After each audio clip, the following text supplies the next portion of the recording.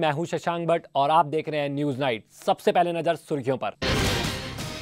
केंद्रीय मंत्री मनीष तिवारी ने बीजेपी पर साधा निशाना, कहा टिकट को लेकर हो रही गुटबाजी बीजेपी की मानसिकता को दर्शाता है, कांग्रेस में नहीं है गुटबाजी। पूर्णिया की रैली में मोदी ने बोला नीतीश पर हमला, कहा नीतीश का अहंकार है 7वें आसमान पर, लोकतंत्र में इतना अहंकार ठीक नहीं। सुल्तानपुर पुलिस ने सुप्रीम कोर्ट के आदेशों को रखा ताक पर, नाबालिग आरोपी को किया मीडिया के सामने पेश, सुप्रीम कोर्ट ने पहचान गुप्त रखने के दिए हैं निर्देश। और समाजवादी पार्टी के पूर्व नेता अमर सिंह और जयप्रदा आरएलडी में हुए शामिल, अमर सिंह ने की चौधरी चरण सिंह की तारीफ, कहा उनके विकास को भुलाया नहीं जा सकता। अब खबरें विस्तार से। सुल्तानपुर पुलिस ने सुप्रीम कोर्ट के आदेशों को ताक पर रखते हुए ऐसा कारनामा किया जिसके लिए उन्हें एसएसपी साहब ने 5,000 रुपए का इनाम देने की घोषणा भी कर दी। दरअसल सुल्तानपुर की लंबुआ पुलिस ने एक नाबालिग को मोबाइल चोरी के आरोप में गिरफ्तार किया। हद तो तब हो गई जब लंबुआ पुलिस ने नाबालिग आरोपी को मीडिया के कैमरे के सामने ला दिया। गौरतलब है कि सुप्रीम कोर्ट का निर्देश है कि नाबालिग आरोपियों की पहचान छुपा दी जाए। और तो और एएसपी साहब भी अपने सिपाहियों की पीठ थपथपाते हुए नजर आए, लेकिन शिवगढ़ में सुप्रीम कोर्ट के क्या निर्देश है। मोबाइल की दुकान से और वहां से दुकान से लगभग 50 के करीब मोबाइल चुराए गए थे। एक अभियुक्त को 30 मोबाइल के साथ गिरफ्तार कर लिया गया है। अभियुक्त दुर्गेश कुमार वर्मा पूर्व में जेल जा चुका है चोरी के आरोप में और पुलिस कस्टडी से फरार भी हो गया था। इस संबंध में नगद पुरस्कार टीम कप्तान साहब द्वारा 5,000 रुपए का नगद पुरस्कार देने की घोषणा की गई है। बढ़ते अगली खबर की ओर। गाजीपुर में फर्जी सीबीआई बनकर घूम रहे 5 लोगों को पुलिस ने गिरफ्तार कर लिया। दरअसल यूपी बोर्ड की परीक्षा में अपने साथी को नकल कराने के लिए फर्जी सीबीआई बनकर परीक्षा स्थल पर पहुंचे इन युवकों को मजिस्ट्रेट को शक होने पर उच्च अधिकारियों को अवगत कराया, जिसके बाद परेशान प्रशासन हरकत में आया और फर्जी सीबीआई गिरोह को पुलिस ने गिरफ्तार किया। आज बोर्ड परीक्षा की जो एग्जाम चल रही थी रोहितपुर में स्कूल में, ये सूचना हमारी सेक्टर मजिस्ट्रेट जो जेई साहब वहाँ पे तैनात थे उनके द्वारा ये सूचना दिया गया था कि वहाँ पे एक सीबीआई टीम जांच के लिए आई हुई है और उसमें काफ़ी डाउट लग रही है। तो वहाँ पे फिर पूछताछ में ये पाया गया कि वो फर्जी टीम है और उसके बाद तुरंत सेक्टर मजिस्ट्रेट एसओसी साहब हैं संजय श्रीवास्तव और हम वहाँ पे मौके पर पहुंचे और जब पूछताछ कर किया उनका आईडी कार्ड वगैरह चेक किया तब पता चला कि ये फर्जी है।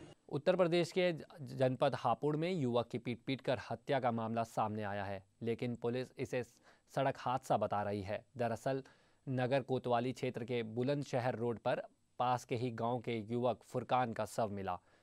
मौके पर पहुंची पुलिस इसे सड़क पर हादसा बता रही है, लेकिन परिजनों का आरोप है कि फुरकान की मौत सड़क हादसे में नहीं हुई है बल्कि उनकी हत्या की गई है। तो वहीं ग्रामीणों का आरोप है कि शव को लेने गए लोगों को जब पुलिस ने दौड़ा पुलिस कह रही कि भैया डेड बॉडी को ले जान दो और भी हम भी मना करने लगे, उन्हें गुस्सा आया, उन्होंने लाठीचार्ज कर दिया। पीएम पद के उम्मीदवार नरेंद्र मोदी ने पूर्णिया में हुंकार रैली को संबोधित करते हुए बिहार के मुख्यमंत्री नीतीश कुमार पर जमकर हमला बोला। नरेंद्र मोदी ने कहा कि नीतीश कुमार का अहंकार 7वें आसमान पर है और इतना अहंकार लोकतंत्र में ठीक नहीं है। मोदी ने कहा कि बिहार में जब 2010 में बाढ़ आई थी तो उन्होंने पर गुजरात सरकार ने 5 करोड़ रुपए की मदद भेजी थी, जिसे वहां के एक नेता ने वापस भेज दिया। और इसलिए भाइयों बहनों, ऐसे अहंकारी नेताओं को घोषणा करनी होगी, सार्वजनिक रूप से घोषणा करनी होगी। जब दिल्ली में भारतीय जनता पार्टी एनडीए की सरकार बनेगी और वो सरकार बिहार की भलाई के लिए अगर कोई योजना बना करके आती है, बिहार के विकास के लिए कुछ लेकर के आती है, तो ये अहंकारी नेता ये तो नहीं कहेंगे ना ये तो मोदी की सरकार है, मैं नहीं लूंगा।